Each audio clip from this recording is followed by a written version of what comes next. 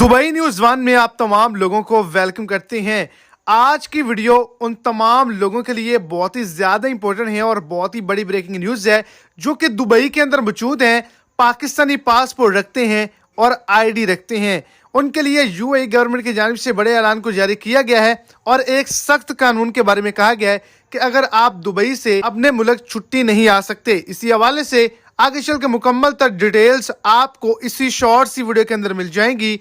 Video को शुरू से एंड तक लाजमी तौर पर देखें ताकि आपको तमाम डिटेल की अच्छे से समझ आ जाए। और अगर इस चैनल पर आप फर्स्ट टाइम है तो लाजमी से चैनल को सब्सक्राइब कर दें, इस वीडियो को लाइक कर दें और अपने दोस्तों तक इसको ज़्यादा से ज़्यादा शेयर भी कर दें। तो जितने भी पाकिस्तानी पासपोर्ट रखते हैं, अगर उनका पासपोर्ट एक्सपायर होने वाला है, उसमें कुछ दिन बाकी हैं, तो वो छुट्टी आ सकते थे।